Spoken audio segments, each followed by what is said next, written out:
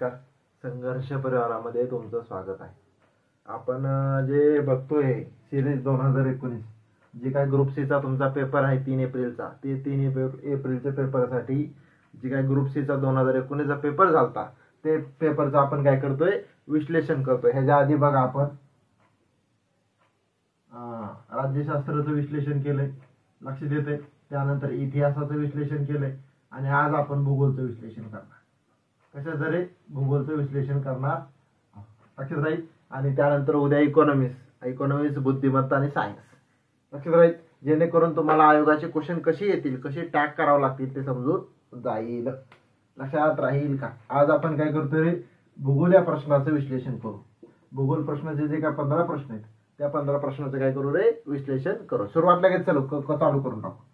Question पाहिला काय म्हणते, खालील जी काय दिलंय, खालीलपैकी कोणत्या नद्यापासून सर्वात जास्त जलविद्युत निर्मिती होते. बरोबर, जलविद्युत मध्ये पाण्यापासून ऊर्जा निर्मिती होते. बघा, पाण्यापासून ऊर्जा निर्मिती, लक्षात येत आहे. किंवा पाण्यापासून ऊर्जा निर्मिती, नदीच्या ह्याच्यावर धरणं बांधावं लागतील, बरोबर, कालवे बांधावे लागतील, लक्षात राहील. त्यानंतर जलविद्युत प्रकल्प तयार करावा लागतील, लक्षात येते का, जेणेकरून पाण्यापासून ऊर्जा निर्मिती होईल आणि त्याचा वापर शेतीसाठी, उद्योगासाठी करता येईल. मग खालीलपैकी अशा कोणत्या नद्या, त्या नद्यामध्ये सर्वात जास्त, हा एमपी पॉइंट बरं का, सर्वात जास्त म्हणते खालीलपैकी असा कोणता नदीचा विभाग आहे, त्या नद्याच्या विभागामध्ये सर्वात जास्त जलविद्युत ऊर्जा निर्मिती प्राप्त होते. बघा, आता ह्या 4 मध्ये तुम्हाला एकच शोधायचा पर्याय. बघा, पश्चिम घाटातील पश्चिम वाहिनी नद्या. आता पश्चिम घाटातील पहिली पश्चिम वाहिनी नद्यामध्ये महाराष्ट्र, बघा हे कुठले तरी, महाराष्ट्र, कर्नाटक आणि केरळ हा भाग तुम्ही बघत असाल तर महाराष्ट्राची जी काय कोकण असेल आणि कोकणाच्या ज्या काय पश्चिम नद्या आहेत ती माहित असेल तुम्हाला, कमी लांबीचे, बरोबर, आणि जास्त वेगानं वाहतात. कशा वेगाने वाहतात रे? कमी लांबीच्या आणि जास्त वेगाने वाहतात. आणि तुम्हाला माहिती आहे महाराष्ट्राचे जे काय कोकण किनारपट्टी तिथं काय जलविद्युत प्रकल्प नाहीत आणि पश्चिम किनारपट्टीच्या नद्या एवढ्या मोठ्या नाहीत की बाबा तिथं जलविद्युत प्रकल्प राबवले जातील. त्याच्यामुळे हा पर्याय ते 100% येणार नाही, लक्षात राहील. त्यानंतर बघा, मध्य भारतातील नद्या, हा एक दुसरा पर्याय राहू द्या, तिसरा पर्याय बघू.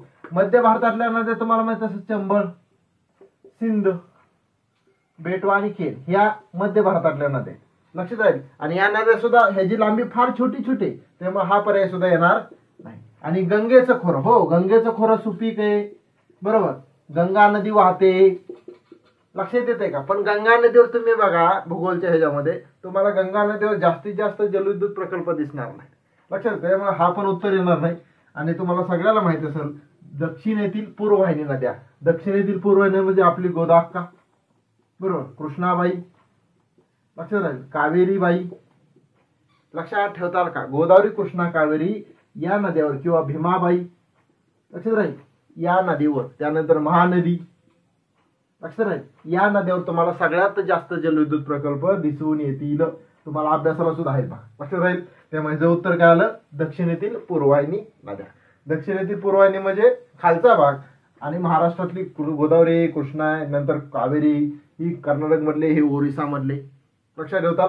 त्यामुळे जे उत्तर येतं हे सर्वात जास्त म्हणतंय, बरोबर. बघा हे सगळ्यात कमी हे, कारण इथं एकतर नद्या छोट्या आहेत आणि पहिल्या ह्याची लांबी लय कमी. त्यानंतर पश्चिम घाटातील पश्चिम वाहिनी नद्या, कारण ह्याची लांबी कमी, ऑलरेडी छोट्या छोट्या नद्या, लक्षात राहील. गंगेचं खोर आहे पण तिथं सगळा सपाट प्रदेश आहे, बरोबर, आणि तिथं जलविद्युत प्रकल्प आढळत नाही इथं. आणि दक्षिणेतील पूर्ववाहिनी नद्या म्हणजे जे काय गोदावरी असेल, कृष्णा असेल, भीमा असेल, कावेरी असेल, महानदी असेल, या नद्यावर जलविद्युत प्रकल्प तुम्हाला दिसून येतील, अभ्यासाला सुद्धा आहे, लक्षात राहील. हा झाला पहिला प्रश्न. आता आपण दुसरा प्रश्न बघून घेऊ. चल दुसरा प्रश्न बघू. दुसरा प्रश्न काय रे बाबांनो, जोड्या लावायला. काय रे, योग्य जोड्या लावा.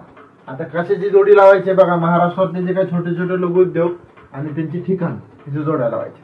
त्यातल्या तुम्हाला 2 जरी जोड्या माहिती असल्या तरी तुम्हाला उत्तर आलं, बरोबर. तुम्हाला माहिती असतं सोलापूरची चादर प्रसिद्ध आहे. सोलापूरची काय प्रसिद्ध आहे रे, सोलापूरची चादर प्रसिद्ध आहे. बघा येला 3 कुठं कुठं दिसतंय, येला 3, बघा येला 3 एकाच ठिकाणी उत्तर निघालं. म्हणजे तुम्हाला एक जरी पर्याय माहिती आला नसता तर उत्तर निघालं असतं, बघा. त्यानंतर हिमृशाली कुठे आहेत, औरंगाबाद, लक्षात राहील. लाकडी खेळणी कुठे आहेत, सावंतवाडी, बरोबर. रेशमी साड्या कुठे आहेत, नागपूर, बघा डी ला 1 आलं, हिमवृष आली, बी ला 4 बी आलं आणि सी ला 2 लक्षात राहील. अशा प्रकारे महाराष्ट्रातील काही लघुउद्योग विचारले होते. आता तुम्हाला एवढेच लघुउद्योग करून जमल का रे? तर अजून काय लघुउद्योग आहेत ते पेपरसाठी महत्वाचे ते आपण करून घेऊ.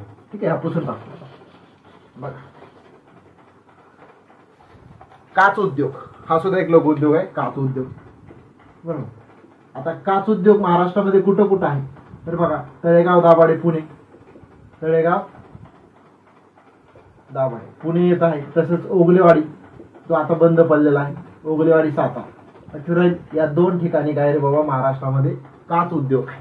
लक्षात राहील. त्यानंतर पैठणी व शालू हे कुठे रे? ही औरंगाबाद. कुठे रे? औरंगाबाद. लक्षात राहील. लक्षात ठेवताल का? हा पण बोलतो. त्यानंतर चलनी नोटा आणि टपाल तिकीट महाराष्ट्रामध्ये बघा तुम्हाला माहित असेल नोटा छापल्या जातात, चलनी नोटा व काय रे? टपाल तिकीट. टपाल कुठं रे?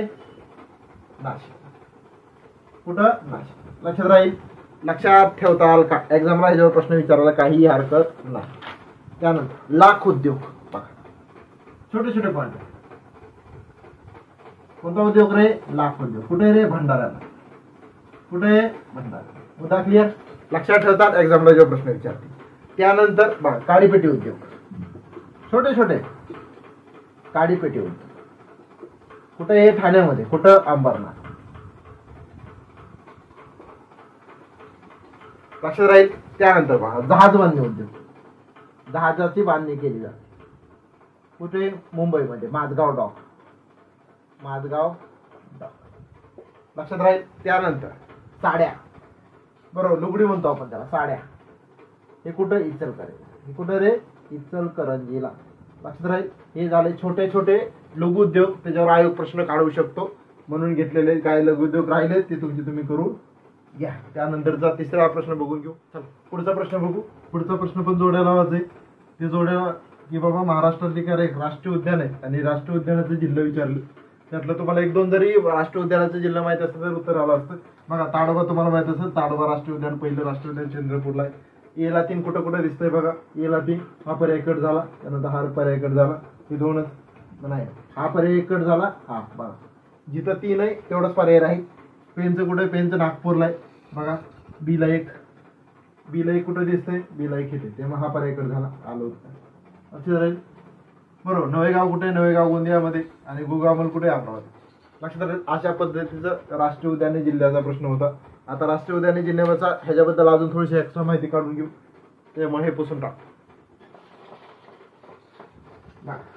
आता हे जे काय राष्ट्रीय उद्यान आहे ते राष्ट्रीय उद्यान निश्चित कोण करते बघा.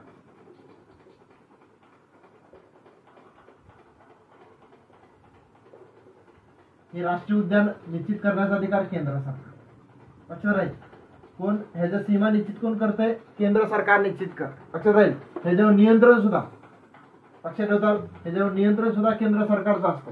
ह्याची सीमा जमीन ठरलेली 100 ते 500 चौरस किलोमीटर पर्यंत 100 ते 500 चौरस किलोमीटर पर्यंत ह्याचा एरिया असतो. लक्षात राहील.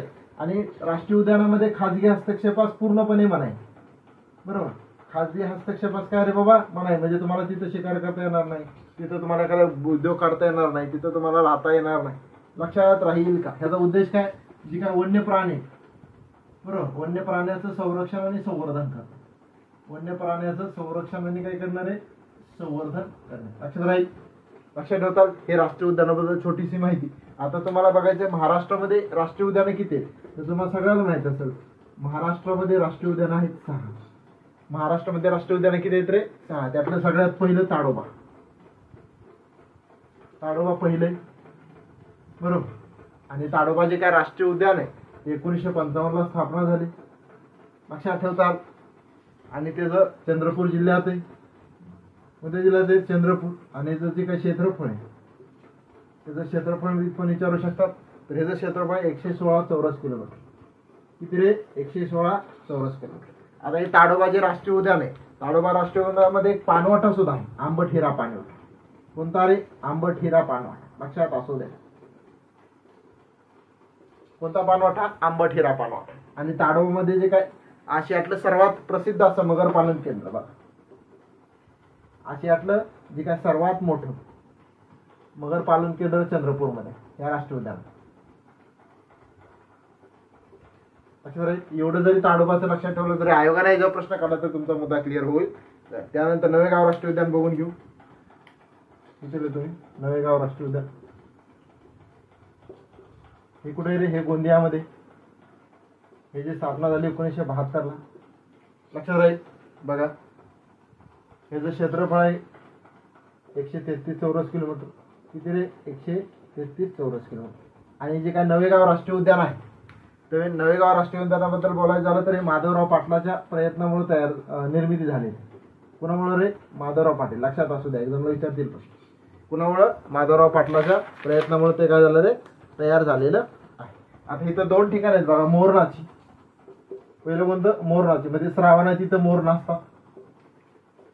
श्रावणामध्ये काय होतं तर इथं मोर नाच. आणि दुसरं अस्वलीचं झाड. म्हणजे जे काय अस्वल आहे ते चंदनाच्या झाडावरचं. अस्वलाचे झाड. लक्षात राहील. हे 2 ठिकाणं. अस्वल काय करते? मधमाशाची मध पिण्यासाठी चंदनाच्या झाडावरचं. लक्षात ठेवतात. हे झाले 2. त्यानंतरचं पुढचं बघून घेऊ. हे बेसिक आहे, एक्झामला विचारू शकतात. हे 2 राष्ट्रीय उद्यान लक्षात असू द्या. 6 बघायचे आपल्याला. त्यातले 2 बघितले आता. त्यानंतर राहिलेले 2 पेन्स. कोणतरी? पंडित जवाहरलाल नेहरू. हे नागपूरमध्ये आहे. लक्षात राहील. आणि ह्याचं जे काही क्षेत्रफळ आहे ते 1900 आपलं जे स्थापना आहे ती कधी आहे? 1983. लक्षात ठेवता. एवढं जर लक्षात ठेवलं तरी बस झालं. आणि त्यानंतर सर्वात छोटं बघायचं आपल्याला. सर्वात छोटं राष्ट्रीय उद्यान तर ते कोणते रे? संजय गांधी. कोणते? संजय गांधी राष्ट्रीय उद्यान. लक्षात राहील. ही जी स्थापना 1969 ला झाली. लक्षात ठेवतात. हे सर्वात छोटे. हा एक मुद्दा क्लिअर. त्यानंतर हे जे क्षेत्रफळ 104 चौरस किलोमीटर. किती? 104 चौरस किलोमीटर. लक्षात ठेवतात. आणि पहिली गोष्ट या धरणातच मुंबईला पाणी पुरवठा होतो बघा. मुंबईला पाणी पुरवठा. आता मुंबईला पाणी पुरवठा कोणता? तुळशी आणि पोवई धरणात. कोणत्या धरणातनं? तुळशी व पोवई. लक्षात ठेवतात. आणि या राष्ट्रीय उद्यानामध्ये 3 प्रकारची वन आहेत. सदाहरित, तसंच निमसदाहरित आणि खारफुटी. आणि तिसरे कोणते रे? लक्षात राहील. इथं मंगलोर खारफुटी जंगल सुद्धा आहे. इथे बोरवली लायन सफारी पार्क आहे. बोरवली.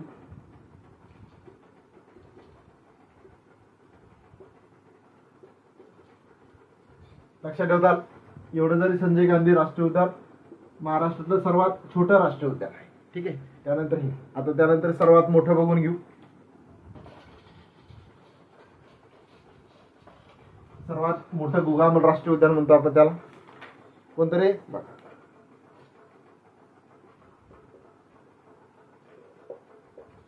कोणतं रे? गोगामल राष्ट्रीय उद्यान. ते पण बघू. हे गोगामल राष्ट्रीय उद्यान महाराष्ट्रातलं सर्वात मोठं राष्ट्रीय उद्यान आहे. हे लक्षात. कोणत्या जिल्ह्यात आहे तर ते आहे अमरावतीमध्ये. याची स्थापना 1974 ला स्थापना झालेली. बरोबर. आणि ह्याचं जर क्षेत्रफळ विचारलं क्षेत्रफळ तर ह्याचं क्षेत्रफळ 1673 चौरस किलोमीटर.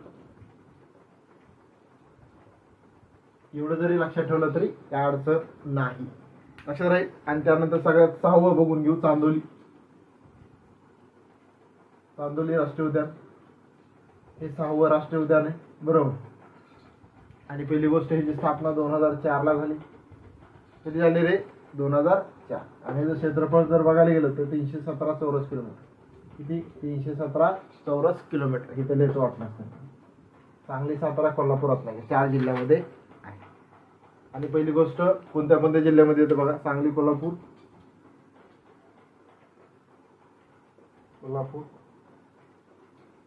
सातारा, रत्नागिरी. लक्षात ठेवतात. आणि इथं जे काय जे चांदोली राष्ट्रीय उद्यान आहे तिथं जर वन विचारले वन कोणत्या प्रकारची तर निमसदाहरित. कोणत्या प्रकारचे रे? निमसदाहरित. तिथं सगळ्या प्रकारची फुलपाखरे आढळून येतात. म्हणून चांदोली राष्ट्रीय उद्यानाला फुलपाखराचं स्वर्ग म्हटलं जातं. कशाचं स्वर्ग रे?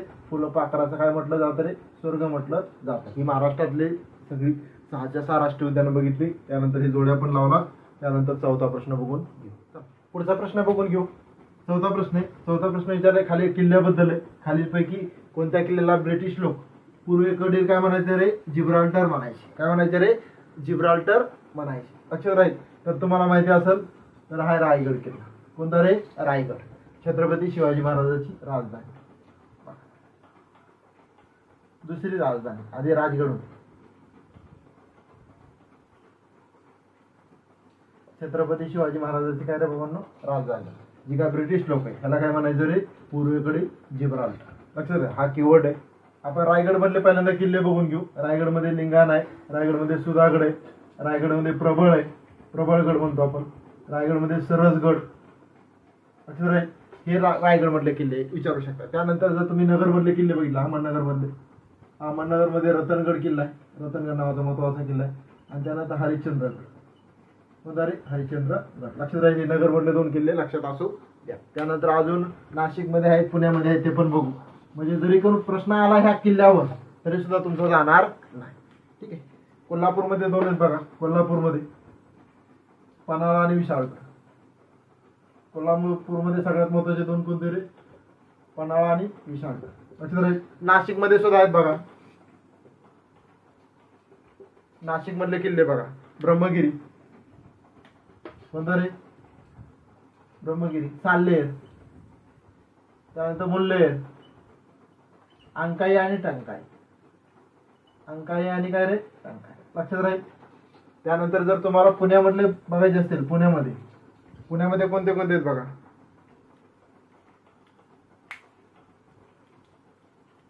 सिंहगड आहे,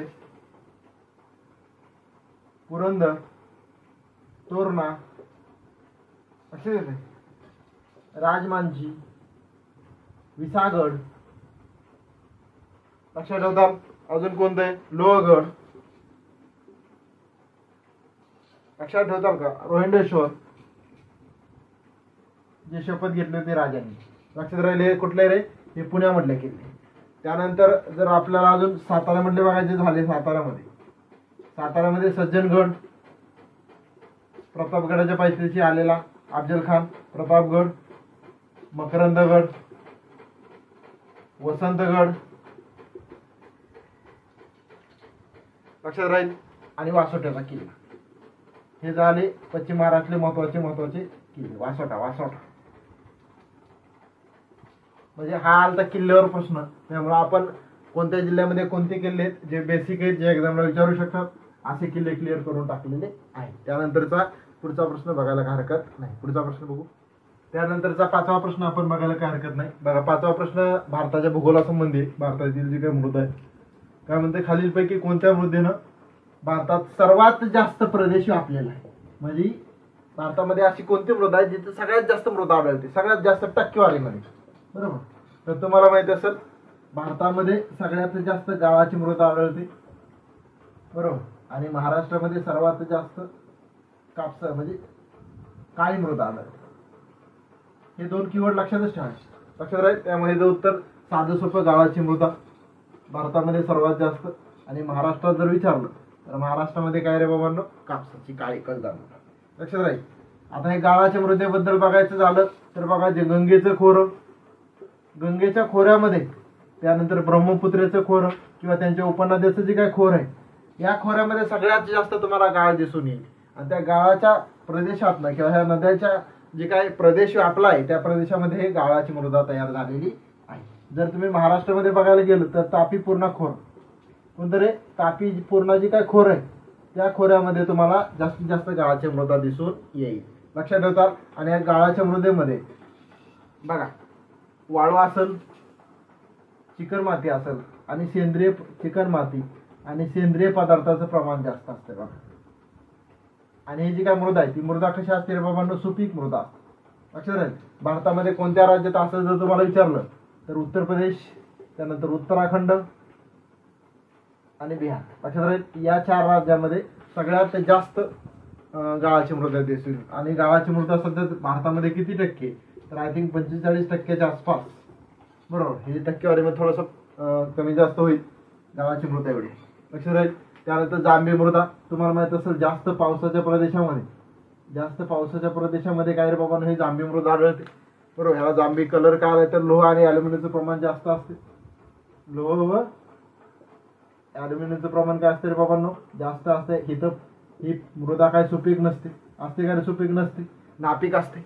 कशी असते रे, नापीक असते. लक्षात राहील का. आणि नापीक मृदा असल्यामुळे इथं फळपिके घेतली जातात. काय रे, फळपिक, काजू असं, नारळ असं. लक्षात राहील, लक्षात ठेवताल का. त्यानंतर काळी कसदार मृदा. बघा महाराष्ट्रामध्ये सर्वाधिक मृदा ही कशामुळे तयार झाली रे, बेसाल्ट खडकामुळे तयार झाली. आणि पहिली गोष्ट ही पाण्यात बघा ही ओलावा टिकून ठेवते सर्वाधिक. ओलावा काय करते रे, टिकून ठेवते. का ठेवते तर चुनखडीचं प्रमाणामुळे. कशामुळे रे, चुनखडीच्या प्रमाण. लक्षात राहील. आणि पहिली गोष्ट या मृदेमध्ये कापसाचं पीक घेतलं जातं सर्वाधिक. कशाचं पीक रे, कापसाचं पीक घेतलं जातं, म्हणून ह्याला काळी कसदार मृदा असं म्हटलं जातं. महाराष्ट्रामध्ये सर्वाधिक हीच मृदा आहे. त्यानंतर तांबडी मृदा. तांबडी मृदा सुद्धा लोह आणि ॲल्युमिनियमचं प्रमाण जास्त असल्यामुळं तांबडी मृदा पण तसंच लोह आणि ॲल्युमिनियमचं प्रमाण जास्त असल्यामुळं ही तांबडी मृदा आहे. लक्षात ठेवता आलं का. लक्षात ठेवताना एक्झामला प्रश्न विचारायला काही हरकत नाही. ठीक आहे. त्यामुळं हे मृदा आणि ते मृदेची छोटी छोटी माहिती ज्या एक्झामला विचारू शकतात. ठीक आहे. पुढचा प्रश्न बघू. 5वा प्रश्न बघू. 6वा प्रश्न बघून 5वा प्रश्न झाला. खालीलपैकी वस्ती ओळखायची तुम्ही. वस्ती कोणत्या प्रकारची आहे किंवा प्रारूपाची आहे. बरोबर. तर तुम्हाला हे 4 विधान दिलेत. 4 विधानामधले खालीलपैकी रेषाकृती आहे का त्रिज्याकार आहे, बरोबर, वर्तुळाकार आहे का चौकोनाकार आहे. लक्षात आहे. तर बघा वस्तीमधील रस्ते परस्परांना समांतर आहेत. बरोबर. समांतर म्हणजे असे. लक्षात आहे. त्यानंतर परस्परातील रस्ते परस्परांना काटकोनात छेदतात म्हणजे असे. लक्षात आहे. आणि वस्तीमधील घरांच्या रांगा पाहाव्यास मिळतात. बघा अशा घराच्या रांगा तुम्हाला पाहाव्यास मिळतील. बरोबर. वस्तीमधील हमरस्ते किंवा लोहमार्ग परस्परांना ओलांडतात म्हणजे हे विधान बरोबर आहे. मग मला सांगा हे जे आपण आकृती काढली ती कोणत्या प्रकारची रे, रेषाकृती आहे का. रेषाकृती अशी असत, अशी ही झाली रेषाकृती समोरासमोर. त्रिज्याकार कशी असेल माहिती आहे. त्रिज्याकार अशी असत, एकमेकाला काय करणारी रे, क्रॉस करणारी, ही झाली त्रिज्याकार. लक्षात ठेवताल का. वर्तुळाकार म्हणजे वर्तुळ अशी आणि वर्तुळाच्या भोवताली वस्त्या तयार होते. लक्षात राहील. ही झाली वर्तुळाकार. राहिली चौकोनाकृती. बघा चौकोन तयार झालेत का नाही, चौकोनाकृती झालेत का नाही, चौकोनाकृती. लक्षात राहील. म्हणजे जे 4 विधानं दिली ती 4 विधानानुसार आपण आकृती काढली. बरोबर ना. 4 विधानानुसार काय केलं रे, आपण आकृती काढली. आलं उत्तर चौकोनाकृती. लक्षात राहील. साधा सोपं आहे, बेसिक होतं हे. त्यानंतरचा पुढचा प्रश्न बघा. त्यानंतरचा पुढचा प्रश्न 7वा प्रश्न आहे. 7व्या प्रश्नामध्ये काय म्हणते, खाली विधानाची सत्यता तपासा म्हणजे हे विधान बरोबर आहेत का चुकीचे शोधा. त्याच्यामध्ये पहिलं विधान सांगते सातमाळा अजिंठा जी काय डोंगररांग आहे महाराष्ट्रातले डोंगररांगा, त्यातली सातमाळा अजिंठा डोंगररांगेमुळे कोणत्या कोणत्या नदी खोऱ्याचे विभाजन झाले. पहिलं सातमाळा अजिंठा डोंगररांगेमुळे गोदावरी आणि तापी नदीच्या खोऱ्याचे विभाजन झाले. आता सातमाळा अजिंठा डोंगररांगेमुळे गोदावरी आणि तापी हे विधान बरोबर आहे. या 2 नदी खोऱ्याचे विभाजन झाले हे बरोबर आहे. तर लगेच पर्यायामध्ये जा. हे कुठे कुठे दिसते सत्य, इथं सत्य, इथं दोन्ही असत्य, त्यामुळे हा पर्याय कट झाला. तिथं काय म्हणतं हे सत्य बी असत्य असू द्या, विधान हे असत्य म्हणजे हा राहिले 2 पर्याय तुम्हाला उत्तर काढता येईल. गोदावरी नदीचं खोरं आणि भीमा नदीचं खोरं. गोदावरी आणि भीमा नदी खोऱ्यामुळं शंभू महादेव डोंगररांग विलग झालेले आहे. तर लक्षात ठेवा हे विधान चुकीचं आहे. बरोबर. आणि गोदावरी आणि भीमामुळं कोणती रे, हरिश्चंद्र बालाघाट डोंगररांग. कोणती, हरिश्चंद्र बालाघाट डोंगररांग. लक्षात राहील का. आणि जी काय शंभू महादेव डोंगररांग आहे, शंभू महादेव डोंगररांग भीमा आणि कृष्णा नदी खोऱ्यामुळे विलग झाले. कोणते रे, भीमा व कृष्णा नदी खोऱ्यामुळे. त्यामुळे तुम्हाला 100% माहिती झालं बी असत्य. बघा इथं दोन्ही सत्य म्हणते, त्यामुळे हा पण विधान गेलं. राहिलं तिसरा पर्याय. लक्षात ठेवता. साधा सोपा लॉजिकचा प्रश्न, थोडेसे कीवर्ड होते आणि जे छोटे पॉईंट टाकले होते जेणेकरून ते तुमच्या लक्षात आले असतील. आता थोडे डोंगररांगा बघून घेऊ. तुम्हाला माहित असेल महाराष्ट्राच्या सर्वात वर महाराष्ट्राजवळ नर्मदा नदी जी 54 किलोमीटर महाराष्ट्राच्या फक्त एका जिल्ह्यातून जाते. नर्मदाच्या खाली सातपुडा पर्वत आहे. बरोबर. सातपुडा पर्वताच्या खाली तापी नदी. आणि तुम्हाला माहित असेल तापी आणि नर्मदामुळे सातपुडा पर्वत विभाजन झालेलं आहे. लक्षात ठेवता. आणि तापीच्या खाली सातमाळा अजिंठा डोंगररांग, सातमाळा अजिंठा. लक्षात ठेवता. ह्याच्या सातमाळा अजिंठाच्या खाली गोदावरी म्हणजे गोदावरी आणि तापीमुळं आताच घेतलं. गोदावरी आणि तापीमुळे काय झालं रे, सातमाळा अजिंठा डोंगररांगाचे विभाजन झाले. गोदावरीचे बघा. त्यानंतर हरिश्चंद्र बालाघाट. हरिश्चंद्र ह्याच्यावर भरपूरदा प्रश्न आला बरं का, अजून विचारतील. हरिश्चंद्र बालाघाटच्या अधिक भीमा. बघा गोदावरी आणि भीमामुळं हरिश्चंद्र बालाघाट. त्यानंतर गोदावरी आणि तापीमुळं सातमा अजिंठा आणि नर्मदा आणि तापीमुळं सातपुडा पर्वत. लक्षात राहील. भीमाच्या खाली शंभू महादेव डोंगररांग म्हणजे उतरता क्रम चढता क्रम. लक्षात राहील. उत्तरेकडून दक्षिणेकडे दक्षिणेकडून उत्तरेकडं इथे झाले कृष्ण. लक्षात राहील. भीमा आणि कृष्णमुळे शंभू महादेव डोंगर. लक्षात ठेवा हे डोंगररांगेचा क्रम विचारू शकतात. उत्तरेकडून दक्षिणेकडे विचारतील किंवा दक्षिणेकडून उत्तरेकडे विचारतील. कसे पण विचारतील. किंवा कोणत्या नदी खोऱ्यामुळे कोणता पर्वत विभाजन झालंय डोंगरात ते पण विचारू शकतात. लक्षात राहील. हा मोस्ट आयपी पॉईंट आहे. स्क्रीनशॉट पण म्हणजे तुम्ही नोट पण करू शकता आणि सेव्ह पण करून घ्या. ठीक आहे. त्यानंतर पुढचा प्रश्न. चला बघा पुढचा प्रश्न 8वा प्रश्न आहे. 8वा प्रश्न महाराष्ट्राच्या दिशेसंबंधी किंवा पर्वतासंबंधी. महाराष्ट्राच्या उत्तरेला कोणता पर्वत आहे. काय विचारलंय. महाराष्ट्राच्या उत्तरेला कोणता पर्वत आहे आणि त्या पर्वताच्या पूर्वेला कोणती टेकडी असं विचारलं. बघा सह्याद्री आणि नंदुरबार. नंदुरबार काय टेकडी नाही, नंदुरबार जिल्हा, त्यामुळे हा पर्याय तर येणारच नाही. बरोबर. आणि सह्याद्री पर्वत महाराष्ट्रात थोडीच उत्तरेला, त्यामुळे हा पर्याय कट झाला. लक्षात राहील. बघा तुम्हाला माहित असेल महाराष्ट्राच्या उत्तरेला सातपुडा पर्वत. बघा महाराष्ट्राच्या उत्तरेला काय रे सातपुडा पर्वत. आणि सातपुडा पर्वताचे 2 टोक महाराष्ट्रामध्ये आलेत. एक नंदुरबारला, एक कुठे रे नंदुरबार आणि दुसरं अमरावतीला. लक्षात राहील. लक्षात ठेवताल का. आणि अमरावती म्हणजे जे काय बघा सातपुडा पर्वताच्या समोर पूर्वेला गाविलगड टेकडे जे सातपुडा पर्वताचाच भाग आहे. कशाचा रे सातपुडा पर्वताचाच भाग आहे. लक्षात ठेवतात. त्याच्यावर एक्झामला प्रश्न विचारू शकतात. लक्षात राहील. उत्तरेला सातपुडा पर्वत आहे आणि त्याच्या पूर्वेला गाविलगड टेकड्या आहेत. कारण सातपुडा पर्वताचे 2 भाग. एक नंदुरबारला ज्याला आपण अस्तंबा डोंगर म्हणतो. बरोबर. अस्तंबा शिखर तोरणमा पठार आहे. कोणतं पठार रे तोरणमा पठार. लक्षात असू द्या. अस्तंबा 1325 मीटर आणि जे गाविलगड म्हटलं आहे अमरावती गाविलगड बघा आहे तिथं बैराट 1177 मीटर शिखर सर्वोच्च. लक्षात राहील. आणि महाराष्ट्रातलं सातपुडा पर्वत ते जर शिखर विचारलं तर ते आहे अस्तंबा 1325 मीटर. लक्षात राहील. त्याच्यामध्ये जर आता बघायचं झालं की महाराष्ट्राच्या दिशेला काय काय आहे तर बघा आपला हा महाराष्ट्राच्या पूर्वेला चिरोली, भामरागड आणि सुरजागड. चिरोली, भामरागड आणि सुरजागड ह्या टेकड्या आहेत. आणि ह्या टेकड्या कुठे आहेत तर गडचिरोलीमध्ये. लक्षात राहील. महाराष्ट्राच्या ईशान्येला कोणत्या टेकड्या दरकेसा टेकड्या जे गोंदियामध्ये. कुठे आहेत रे गोंदियामध्ये. लक्षात राहील. महाराष्ट्राच्या दक्षिणेला तेरेखोल नदी. महाराष्ट्राच्या दक्षिणेला कोणती नदी आहे रे बाबांनो तेरेखोल नदी. लक्षात असू द्या. महाराष्ट्राच्या पश्चिमेला अरबी समुद्र आहे. महाराष्ट्राच्या पश्चिमेला काय रे बाबांनो अरबी समुद्र आहे. आणि महाराष्ट्राच्या उत्तरेला सातपुडा पर्वत आहे. लक्षात ठेवता. महाराष्ट्राच्या उत्तरेला काय रे बाबांनो सातपुडा पर्वत आहे.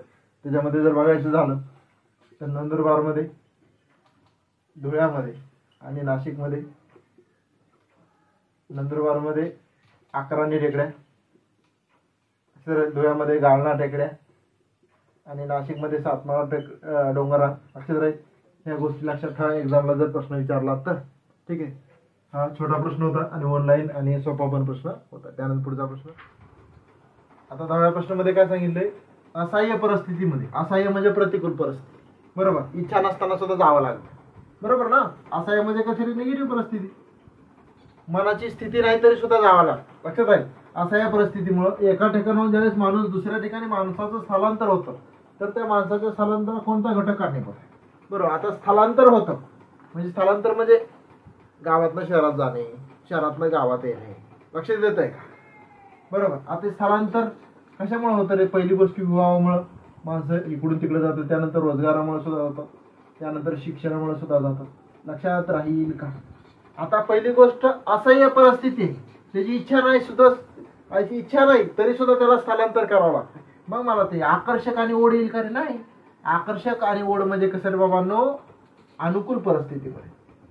कसली परिस्थिती रे अनुकूल परिस्थिती. त्याची इच्छा आहे मला शिक्षणासाठी मुंबईला जायचंय, पुण्याला जायचं. हे काय झालं आकर्षक ओढ आहे ना. त्याला ओढ आहे मला स्वतःहून जायचं. बरोबर ना. त्याची परिस्थिती कशी अनुकूल असेल त्यावेळेस हा घटक आहे ओढ. ही शास्त्रीय घटकाचा संबंध नाही तर हा बी संबंध नाही. बरोबर. किंवा जॉबसाठी बघा शिक्षणासाठी जायचं असेल, नोकरीसाठी जायचं असेल तर त्याची स्वतःची इच्छा असते.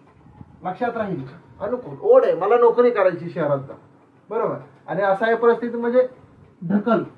ढकलावं लागतं, स्वतः जातो, इच्छा नसताना सुद्धा त्याला ढकललं जातं. लक्षात राहील, ती अपसरण वर असते. लक्षात राहील, ह्याच्यावर एक्झामला प्रश्न. आणि स्थलांतर सर्वात जास्त कुठं होतं, तर सर्वाधिक ग्रामीण टू ग्रामीण, ग्रामीण ते ग्रामीण सगळ्यात जास्त सध्या स्थलांतर होते, ग्रामीण ते ग्रामीण. लक्षात असतं. त्यानंतर ग्रामीण टू नागरिक, ग्रामीण ते नागरिक. लक्षात ठेवा, सगळ्यात जास्त सर्वाधिक स्थलांतर असं होतं.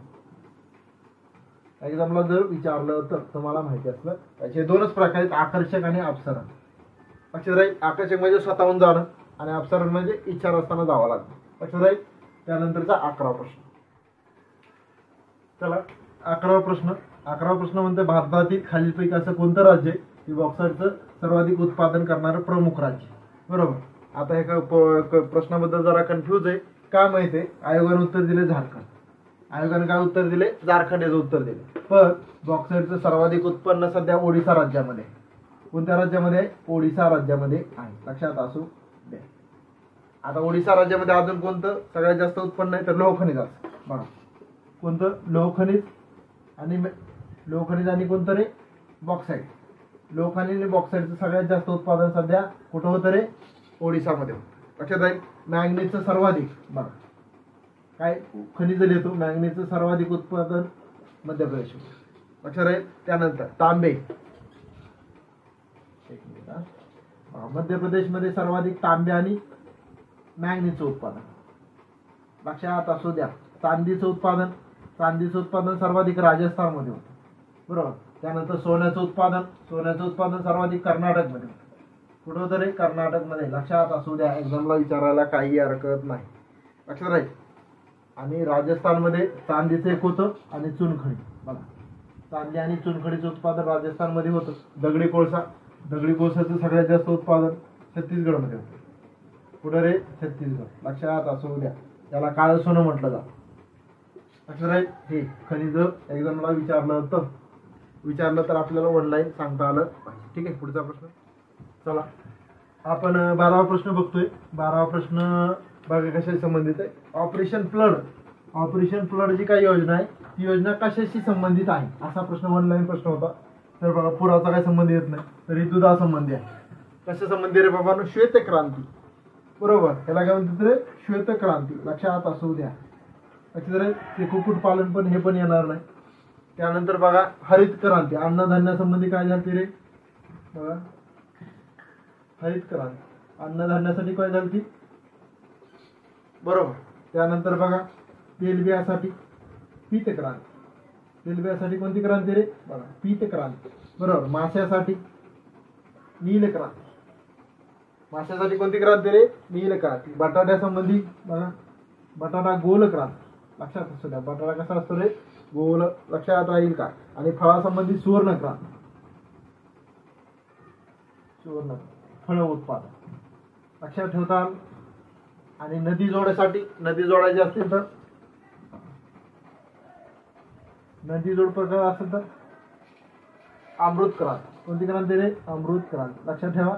हे महत्वाच्या क्रांती. जर आयोगाने प्रश्न काढला तर तुम्हाला माहिती असावं. जोड्याला जर आला तर यातल्या तुम्हाला 2-4 जरी जोड्या माहिती असले प्रश्न निघून जाईल. ठीक आहे. त्यानंतरचा पुढचा प्रश्न बघा. पुढचा प्रश्न 13वा प्रश्न. किंवा काय विचारले, भारतातलं पहिलं जलविद्युत केंद्र शिवसमुद्रम हे कुठे रे, कर्नाटक राज्यामध्ये. कर्नाटक राज्यामध्ये आहे. तर खालीपैकी कोणत्या नदीवर आहे, बघा. तुंगभद्रा नदी 100% कर्नाटकमध्ये नाही. गोदावरी नदी 100% कर्नाटकमध्ये नाही. बरोबर. कोणती नदी रे, कावेरी नदी. लक्षात राहील. कावेरी नदीवर. बघा भारतातलं पहिलं. महाराष्ट्रातलं पहिलं कोणतं रे, तर बघा हे पण विचारू शकतात की बाबा काय विचारतील. बघा महाराष्ट्रातलं पहिलं कोणतं, खोपोली रायगडमध्ये आहे. लक्षात ठेवता. आणि जगातलं पहिलं फ्रान्समध्ये. जगातील पहिलं जलविद्युत प्रकल्प कुठं रे, फ्रान्स देशामध्ये स्थापन झाला होता. महाराष्ट्रामधले तुम्हाला जलविद्युत प्रकल्प खापोली, बरोबर, खोपोली. त्यानंतर बघा भंडारदरा, बरोबर, जायकवाडी आहे का ना. जायकवाडी गोदावरी नदीवर आहे. बघा जायकवाडी कोणत्या नदीवर आहे रे, गोदावरी नदीवर आहे. लक्षात ठेवा. कोयना सगळ्यात मोठा कृष्णा नदीवर सर्वात मोठा. महाराष्ट्रातला सर्वात मोठा म्हणजे लक्षात ठेवता आलं का. त्यांना अर्थ कोणता आहे का, बघा उजनी आहे, लक्षात राहिले महाराष्ट्रातले जलविद्युत प्रकल्प. हे उजनी भीमा नदीवरच. कोणत्या नदीवर आहे रे? भीमा नदीवर आहे. लक्षात असू द्या. लक्षात राहील. हे महाराष्ट्रातले खोपोली आहे, भंडारदरा आहे जे प्रवरा नदीवर आहे नगरमध्ये. हे जायकवाडी आपल्या गोदावरी अक्काच्या नदीवर आहे. कोयना कृष्णा नदीवर आहे. लक्षात राहील. महाराष्ट्रातला सर्वात मोठा आणि उजनी भीमा नदीवर जेव्हा आपण यशवंत सागर म्हणतो. लक्षात ठेवतात का? हे झाले महाराष्ट्रातले बघितले. तसे तुम्हाला भारतातले काय बघावं लागतील जे येणाऱ्या पेपरसाठी महत्वाचे आहे. म्हणजे जे शॉर्टकट बघा. तुम्हाला दामोदर खोरे प्रकल्प माहिती असेल. दामोदर खोरे प्रकल्प कुठे रे? हे पंजाबमध्ये. कुठे रे? पंजाबमध्ये. बरोबर. हे दामोदर कोणाची उपनदी? दामोदर कोणाची उपनदी माहिती आहे? हुगळी नदीची उपनदी. कुठल्या नदीची रे? हुगळी नदीची उपनदी आहे. आणि दामोदर नदीवर 2 धरणं बांधणार. भाकरा नांदल. कोणतं रे? भाकरा नांदल. लक्षात राहील. भाकरा आय थिंक 226 मीटरच आहे. किती? 226 मीटरचं धरण बांधणार भाकरा नांदल. लक्षात ठेवताल का? त्यानंतर महानदीवर एक हिराकूड प्रकल्प आहे ओरिसामध्ये. कुठे रे? ओरिसामध्ये. लक्षात राहील. तसंच बिहारमध्ये कोसी प्रकल्प आहे. बिहारमध्ये कोणता प्रकल्प आहे रे? कोसी प्रकल्प. जलविद्युत प्रकल्प एक्झामला विचारायला काही सारखं नाही. अजून कोणते आहेत का बघू. बघा गुजरातमध्ये नर्मदा नदीवर सरदार सरोवर प्रकल्प जे पर्यावरणासंबंधी आहे. विवादामध्ये सरदार सरोवर 4 राज्यामध्ये आहे. त्याच्यामध्ये महाराष्ट्राचा वाटा 27%. बरोबर. किती राज्यामध्ये? 4 स्टेटमध्ये. लक्षात ठेवताल का? त्यानंतर उत्तराखंडमध्ये तिहरी. उत्तराखंडमध्ये कोणता प्रकल्प आहे? तिहरी. हे पर्यावरणासंबंधी आहे. विवादामध्ये आहे. लक्षात राहील. एवढं जरी लक्षात ठेवलं तरी बस. ठीक आहे. पुढचा काय? 14वा प्रश्न. अजून एक प्रश्न आलाय. जोड्या लावायच्यात. इकडे व्यवसाय दिलेत. इकडे व्यवसायाचा प्रकार दिला. प्राथमिक क्षेत्रातला आहे का? द्वितीय क्षेत्रातला आहे का? तृतीय क्षेत्रातला आहे? आता प्राथमिक क्षेत्र म्हणजे शेतीशी संबंधित. बरोबर. शेती असेल, वन असतील, मत्स्य विभाग असेल, बरोबर, खनिज असेल. म्हणजे प्राथमिक क्षेत्र व निसर्गाशी उपलब्ध असेल. बघा ह्याच्यामध्ये तुम्हाला प्राथमिक क्षेत्र काय दिसतं रे? शिकार म्हणजे वनामध्ये येते. बघा डला एक कुठे आहे? बघा इथं डला एक कुठे आहे? या 2 ठिकाणी. म्हणजे हा पर्याय कट झाला, हा पर्याय पण कट झाला. 2 राहिले. त्यानंतर आता प्राथमिक क्षेत्रानंतर द्वितीय क्षेत्र. म्हणजे प्राथमिक क्षेत्रावर आधारित द्वितीय क्षेत्र म्हणजे त्याला आपण उद्योग क्षेत्र म्हणतो. द्वितीय क्षेत्र काय म्हणतो रे? उद्योग क्षेत्र. लक्षात राहील. कारखानदारी असेल. बघा कारखानदारी. त्यानंतर बांधकाम. बरोबर. नंतर वीज निर्मिती. लक्षात राहील. आता बघा ह्याच्यामध्ये उद्योगाचा कोणता आहे रे? बघा वकील नाही, वाहतूक नाही. कोणता रे? पिठाची गिरणी. म्हणजे बघा गहू आपण शेतीशी संबंधित आहे. बरोबर. ज्यावेळेस गहू दळायला नेतो कुठे नेतो? पिठाची गिरणीमध्ये. काय उद्योग? लक्षात राहील. पिठाची गिरणीमध्ये द्वितीय क्षेत्र. लक्षात राहील. सीला 2 बघा कुठे? सीला 2 फक्त याच ठिकाणी. हा पर्याय कळतो. लक्षात राहील. उत्तर निघाल. आणि तृतीय क्षेत्र म्हणजे व्यापार आणि वाहतूक. आणि चतुर्थ सर्वोच्च श्रेणी आहे. लक्षात राहील. साधा सोपा प्रश्न होतो. तृतीय क्षेत्र हे व्यापार, वाहतूक व दळणवळण. व्यापार,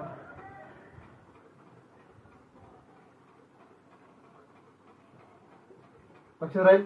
ह्या गोष्टी लक्षात ठेवा जे एक्झामला येईल. त्यानंतरचा पुढचा. चला लास्टचा प्रश्न आहे. भारताचा जगातील सर्वात मोठा, बरोबर, असा कोणता प्रदेश आहे? त्रिभुज प्रदेश आहे. बरोबर. नदीकाठचा प्रदेश म्हणू शकतो आपण त्याला. दलदलीचा प्रदेश. बरोबर. आणि भारतातला सर्वात मोठा तुम्हाला माहिती असेल सुंदरबन. कोणता रे? सुंदरबन. लक्षात राहील का? आणि सुंदरबन गंगा आणि ब्रह्मपुत्रा. कोणता रे? गंगा आणि ब्रह्मपुत्रा नदीच्या एकत्र आल्यामुळं हे सुंदरबन हा त्रिभुज प्रदेश तयार झालेला आहे. गावाचा प्रदेश बरं का. आणि या त्रिभुज प्रदेशामध्ये सुंदरी या प्रकारची वनस्पती आढळते. खुरटी वन असते तिथं. कसले रे? खुरटी वन असतात. खारफुटी वन म्हणून असतो. छोटे छोटे वन. त्याची वाढबीड काय होत नाही दलदलीच्या प्रदेशामुळे. लक्षात राहील. आणि पहिली गोष्ट हे भारत आणि बांगलादेश 2 देशामध्ये आहे. लक्षात राहील. बांगलादेशमध्ये 60% सुंदरबनाचं क्षेत्र आहे आणि भारतामध्ये 40% क्षेत्र. लक्षात असू द्या. आणि ब्रह्मपुत्रा नदीवर माजुली नावाचं बेट आहे. जगातलं पहिलं बेट कोणतं? माजुली. लक्षात असू द्या. माजुली. ह्याच्यावर करंटला प्रश्न पण होता, माजुली बेट तो जिल्हा पण झाला. आता आता रे जिल्हा सुद्धा झालेला आहे. बेट म्हणजे चारही बाजूने पाणी असतं. अशा प्रकारे आपण जे काय ग्रुप सी ला 2019ला जे भूगोल प्रश्नाचं जे काय सगळ्या प्रश्नाचं विश्लेषण केलेलं आहे. त्याच्या आधी आपण इतिहासाचं केलं, त्याच्या आधी राज्यशास्त्राचं केलं, आज केलं जॉग्राफी. उद्या इकॉनॉमिक्स या बुद्धिमत्तेच होईल आणि सायन्स असेल, बुद्धिमत्ता असेल, इकॉनॉमिक्स हे 3 विषय आपण लवकरात लवकर घेऊ. व्हिडिओ जर आवडला असेल तर लाईक करा, कमेंट करा आणि सबस्क्राईब पण करा आणि शेअर करायला विसरू नका. थँक्यू.